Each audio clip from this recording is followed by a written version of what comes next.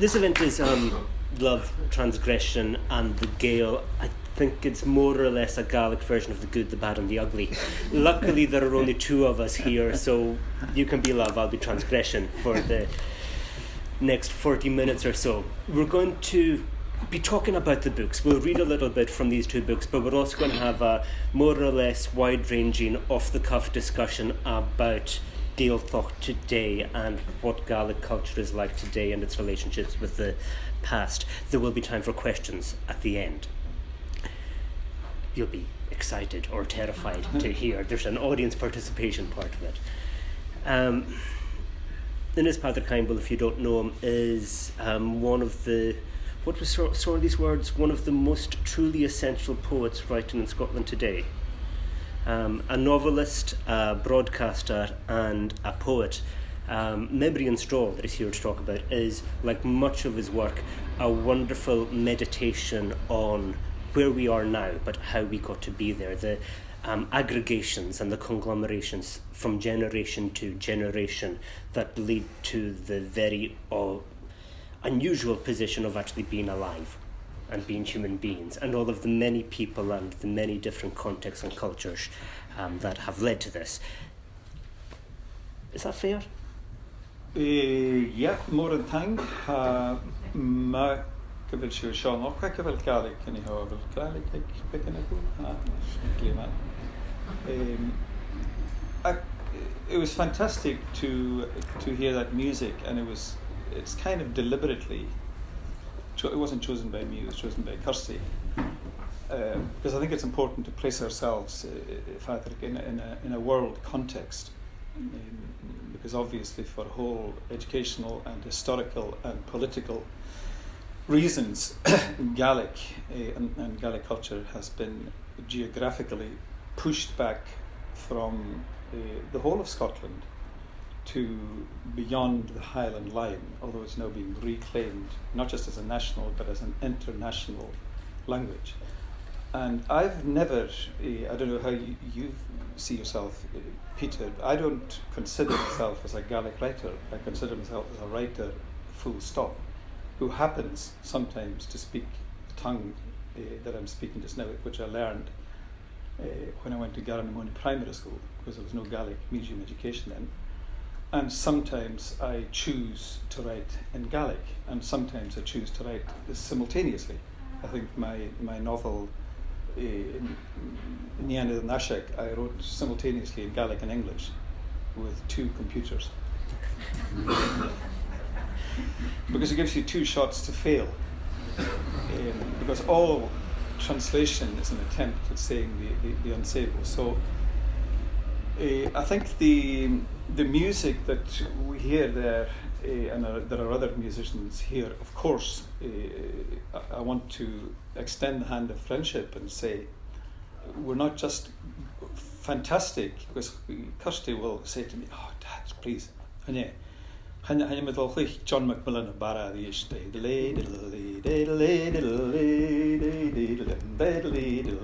is that Don McLean's Farewell to Odin?" That's Macmillan O'Bara. That's John Macmillan O'Bara.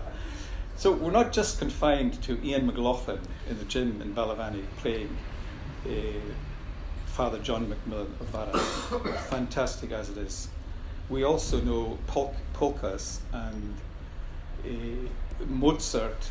We claim Maccrimmon as much as Mozart. In terms of literature, my colleagues are all dead, and they're Haldor Laxness and they're Italo Calvino and they're Leo Tolstoy and they're Charles Dickens, as much as, if not more than, Alistair, Machmeshchad Alistair. So, Memory and Straw, I was writing bilingually one day, and I began at 10 o'clock in the morning. And at midday, I realised, oh my goodness, I've been researching Lionel Messi and Theresa May once again, and I haven't written a single word. I was trapped in the internet. And I had this kind of bulb moment, that I thought, the internet in 2018 is the fairy knoll of the 21st century. Because in Gaelic tradition, you would go into the fairy knoll to experience what we nowadays experience within the fairy knoll of the internet. And as in the fairy knoll, you entered because you smelt a beautiful smell, or saw a beautiful woman, or heard Aidan O'Rourke playing some beautiful music on the fiddle, and you followed it. And the next thing, you were in that pub for 100 days. And you never get out of that fairy knoll that you entered in the 17th or 18th or 19th century, as we all do on our tablets and phones and internets, and there you are. And not only do you enter it tempted and led by music or by images or by words or by whatever, you're guided, aren't you, and trapped by the algorithms that Amazon and Google and all the rest of them steer you by. And weaving into that with this novel was, who was the Rupert Murdoch or the Google or the Amazon of the 18th century, who, once you were in the fairy knoll, kept you trapped there and constrained you and guided you and set you down certain tunnels, whether that was the Calvinist minister or whether that was the factor and the landlord, or whether it was poverty, or whatever variation of that was. So, but I didn't want to get trapped back in the fairy knoll of the 18th century, so I set it in Manhattan, in artificial intelligence, so that I would get away and escape from the geographic confinement of being identified as a Gaelic book. So there's this fellow Gavin who is working in making face masks or face bots for, you have to be careful of the word bot, of course, in Gaelic. Making face masks for androids who are taking over or being employed in the care industry. And as he makes that face mask, he begins to discover his own ancestry, his own being, as Peter has aligned to us earlier, and begins to challenge, who am I and how accidental is it that I am here, and what various waves have constrained me to be who I am. Artificial intelligence, I researched it immensely. It's astonishing. It's an astonishing world. That as we speak here, that artificial intelligence is taking us beyond a world that certainly my generation knew, and it's as strange and as fabulous and as amazing and as dangerous as any fairy world of the 18th century. So that's a long introduction. I won't read at the moment. Peter, I think what it links into this fabulous collection of poems, which is the Light Blue Book, that because of historical reasons and religious reasons, primarily perhaps, and publishings, Gaelic people never apparently had sex. It was a genetic miracle for a couple of centuries. So that any erotic verse was, put under, was kind of underground. But there is a debate to be held within that. I think that was just in Luath. I think bara and used were free of that kind of constraint. But anyway.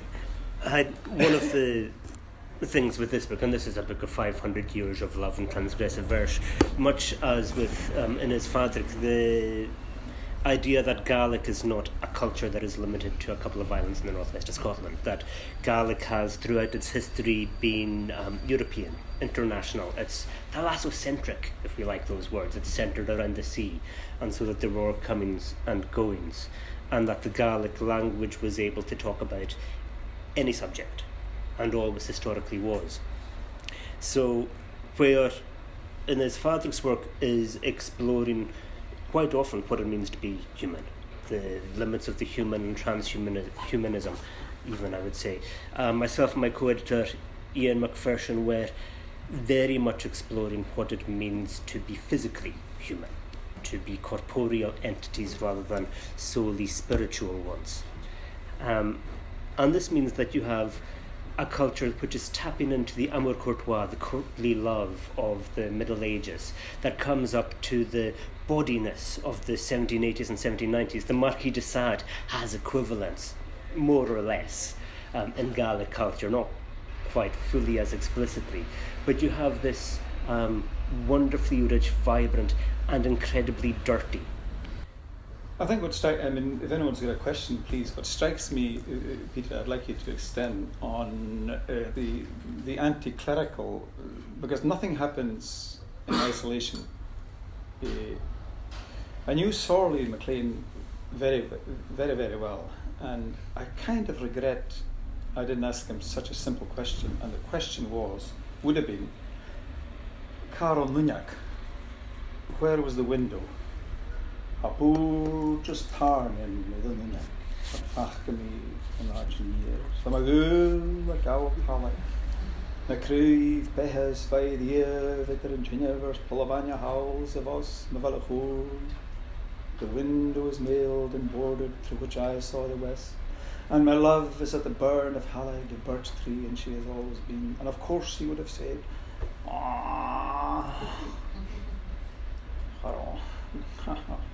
there was no wind.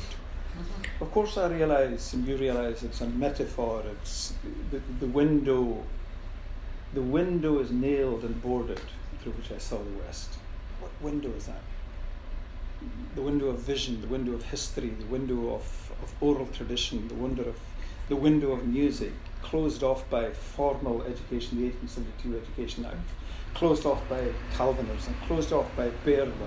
The windows, but nevertheless, one day we got Shul, he would have been travelling somewhere and he would have seen a window, and the window would have triggered the opening of the poem, because that's certainly how I operate. Any word, any sentence in my poetry or my novels that I've slaved over has a meaning, and I can track it back to some kind of physicality. So I was kind of interested in the physicality that you described, Peter, but also it has a context. It always has a political context. And I just wonder what that secular, the anti-clerical context, I presume this was the Campbells of Gael, with their Protestantism and their unionist politics, saying, look at these priests. Yeah? Absolutely. Look at these priests, look at them. They are hypocrites. You cannot trust this religion that is both bawdy and claiming to represent God. And I think one of the things, we don't talk about sectarianism in Gaelic communities, and it's there, as it is in the rest of Scotland. We don't talk about the various taboos that we have. We make jokes about some islands support Celtic and some islands support Rangers, and we assume that it's not more ingrained than that. ach mar hashin in Gael,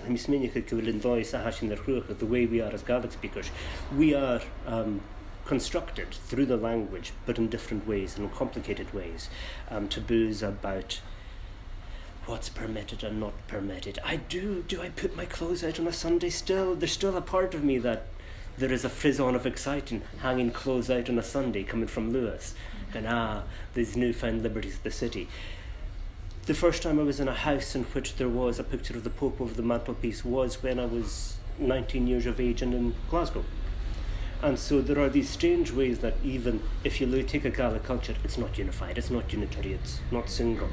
We are shaped in ways that we struggle to understand. I prefer an Iesta to Messi, if that makes sense. Well, I think, I'm the same. I'm kind of older than you, and I'm of the Inverness County Council generation in South Uist, which was run from Inverness, and Lewis and Harris were really as remote as Argentina or Puerto Rico at the time. I mean, to know anyone from there and to contemplate knowing it was an existentially strange impossibility.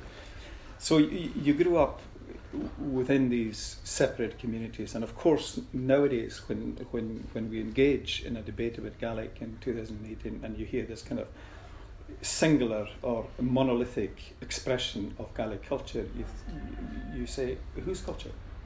Whose Gaelic culture?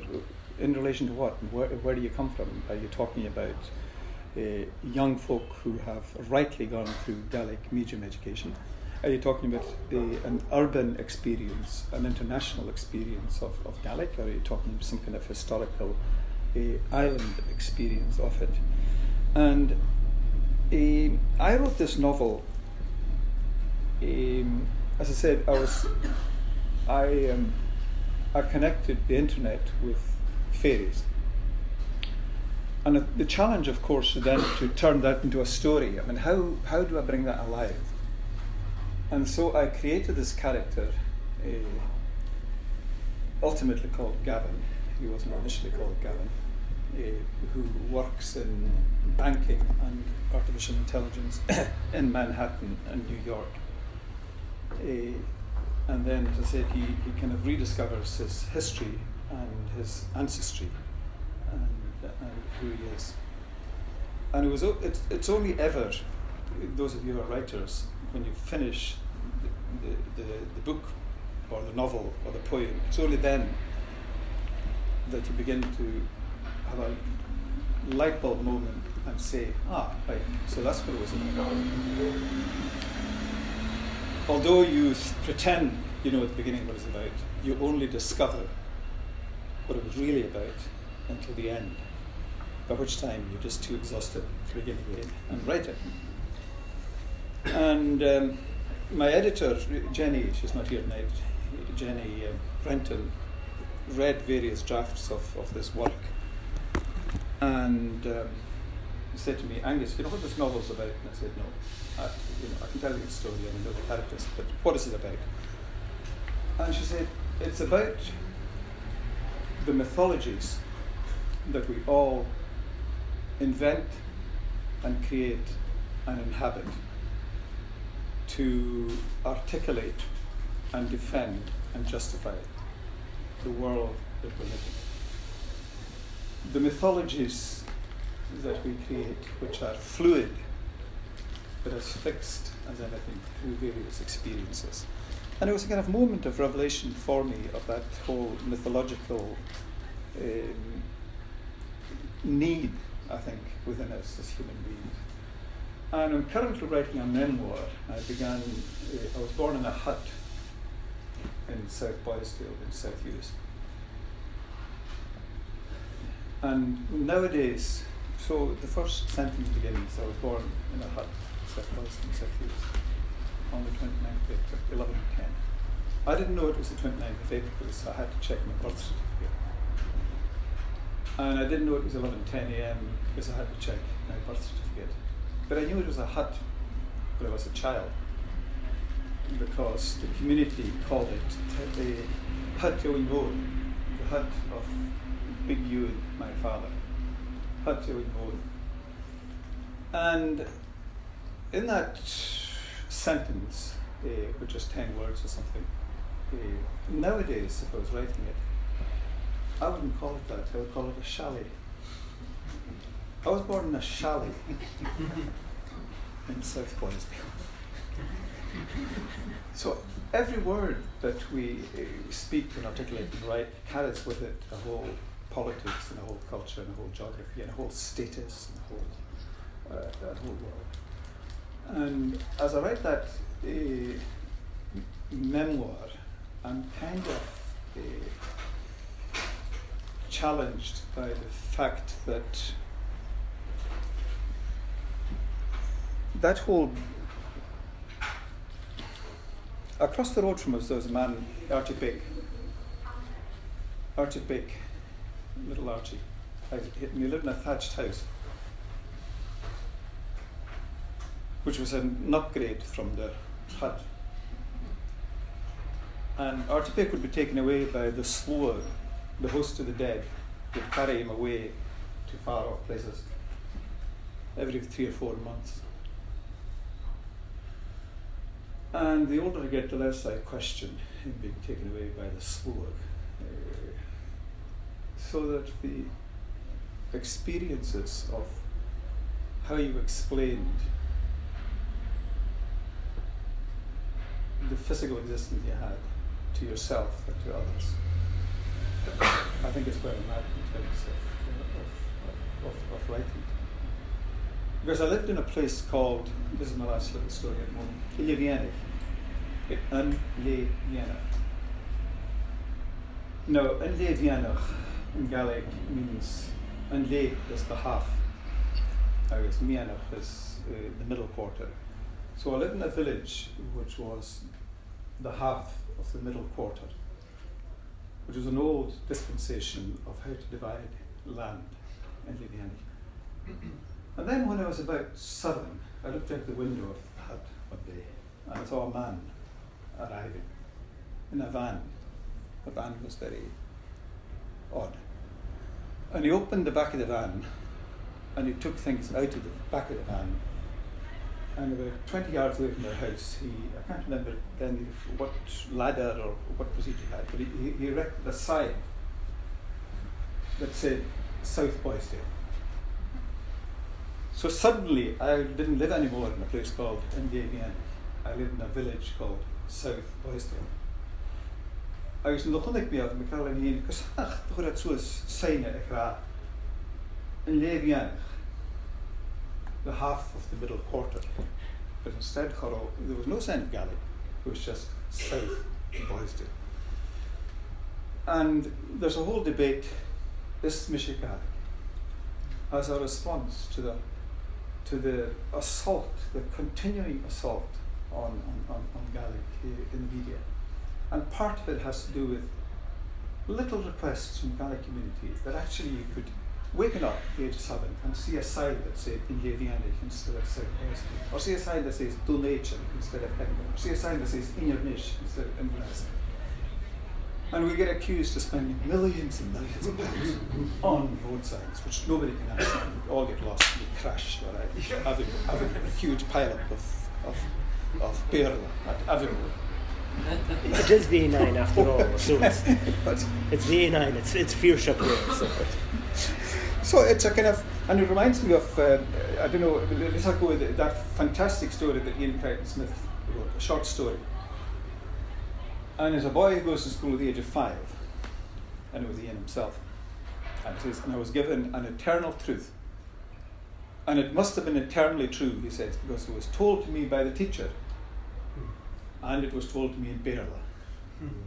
And the eternal truth was, the cat sat on the mat. And Ian Crichton Smith then says, every time from then on, and I'm now 60, I saw a cat that was not sitting on a mat. I realised this was an alienated, a displaced, a cat with an existential crisis. So it kind of it disorientates you from your bearings So my work is about trying to find my bearings again in my life. Are you not going to read from it? No, I've talked enough. Say something. Anyone got to say something? It's Mr. Gaelic. I think a lot. There have been things that have changed in the last couple of weeks, in the last few months in the Gaelic community, that actually talking positively and negatively about what has happened to Gaelic speakers through their lives. And this hasn't happened in my lifetime. I'm X number of years old now. But there wasn't this sense of, well, by the way, we're actually very angry about the rights and the position of Gaelic in Scotland. The closest I can come to imagine it is about 1882, when there was the Napier Commission travelling around the Highlands going, by the way, for the last 80 years we've been displaced from our lands, we've had all of these different forms of oppression put upon us. And it's a positive moment. It's a very, very good moment to be a Gaelic speaker in Scotland, simply because there is this conversation that suggests you are not alone. But there are also all of these mind-forged manacles that we have all grown up with or have gained with the language. I think both of us are interested in the strange mix between mythology and reality, the attempt to find metaphors to free yourself from the position that you are in, but also the metaphors that trap you in positions that you can't get out of. I'm going to read a very quick poem, then you're going to read some of this novel to give these good people what they have come here for. But I'm going to read a song, an anonymous song called Alan Dualochi, which is not pleasant. Much love poetry and poetry of sex isn't pleasant, because it's all about control. And so this is in the voice of a woman who has fallen for a man that she shouldn't. It's a version of Stockholm Syndrome, almost. Alan Dualochi, Stolim Alan Dualochi, Mogir Alan Down the Chote, Stolim Alan Dualochi. Alan is actually Biohu, Scoop my spray varn the Monchich, Voscum Yol and Chorkus Yorne, Varav who Machrur Rat and Oke, Varav who Mahers Meth Poste, gets trying shit. Is actually Biohu. I like Black Alan from Lochie. My love, Brown Alan of the top coat.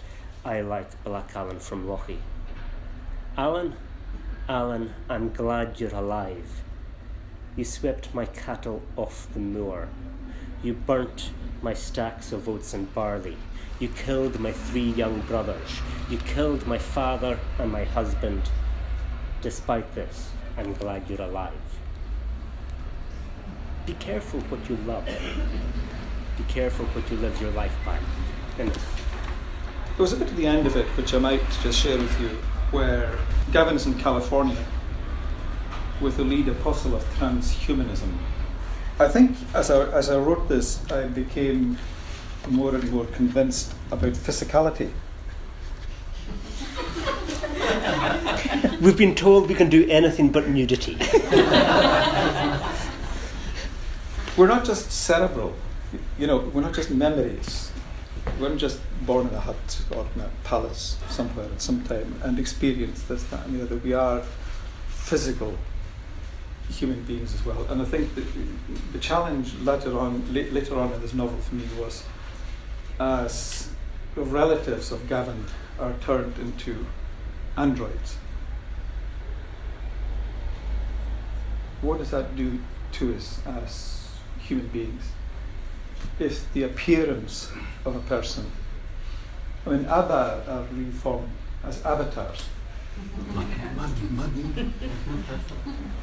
They're reformed, they've written new songs, but avatars of them as they were 30 years ago will tour the world instead of them, because they don't have time to go, no interest in it. So these robots will tour. And Fred from America, he went to a thing in Glasgow recently, and he went in for a conversation with someone. And after coming out, the person said to him, "Did you realise you speak to a robot?" And he did. So, the lines between humanity and the representation of humanity are kind of fluid. But Bronowski, the great anthropologist, claims that we're human beings as a consequence and because we're constrained by our physical flesh and being, not because we're just mental entities. So he enters coding at this point, and he is taken to Seoul in South Korea to meet the person behind the whole scheme. The turning point came on my visit to Seoul. A small group of us were instructed to go over there to attend the parent company's seminar on social robotics. At the end of the week, I was asked to go for dinner with Ban Hun Hai-yun, one of the major shareholders. For some reason, I thought he'd be a young entrepreneur. He was, in fact, a rather distinguished elderly gentleman. He wore a long white kaftan shirt with Momohiki-style baggy trousers. He had perfect manners and decorum. We met in the foyer of the Grand Hyatt, and he was obviously well regarded there. They led us through to an exquisite private garden room at the back. He had beautiful English and approached technical issues with a poet's grace. Computers, he said, were like flower ponds, and coding was the modern version of haiku. He told me something of his family background. His father had been a rice farmer who'd lost his land in the Great Flood and was forced to move into the city, where he began life again as a market trader selling vegetables. Mr. Hun Ha-yun reminded me of my own grandpa. He had the same slow, roundabout way of saying things, yet always with a purpose. Looking back on it, I suppose, in fact, that's why I was deceived. He was old and venerable, so I graced him with good intentions. He praised me immensely. Mr. Nagano says you're the best, he told me. The very best, not just with the details of things. What do you call it? The software. But with the more important side of it. You know the story of the Holy Grail, of course? Well, we have our own version of it. There was a man who grew very old, even older than I am, and he smiled. And one day, he knelt down by the pond to pick up a lily when he saw his own reflection in the water. And he was as young and beautiful as he had ever been. He had found the Holy Grail. His eyes were bright blue and shining. You know what people want, of course. I looked at him. I thought my eyes were playing tricks on me, for he appeared to be growing younger as I spoke. To live forever, he said. To be forever young, like me. And he was back as he had been at first, quiet and distinguished. His eyes had turned silvery grey. I can offer you a share, he said. What we want to do is to develop a proper android who will be more human than any human, who will laugh and cry and fall in love and feel despair, that will be as beautiful as a wild flower in a field. And once we perfect the prototype, everyone over 40 will want to be one. Those under that age think they already have that anyway, he said, smiling. So I sold my story, handed over the rights to Mr. Hun Ha-yun that evening in a perfect garden room. I would develop the software from the information I had and send it to his people who would work in the physical engineering side. The percentage fee was substantial enough, though that's not why I did it. It would be fascinating to see what had gone given a new life. We'll try and showcase the product at the Toronto Expo in 18 months' time, he said to me. The time it takes for bamboo grass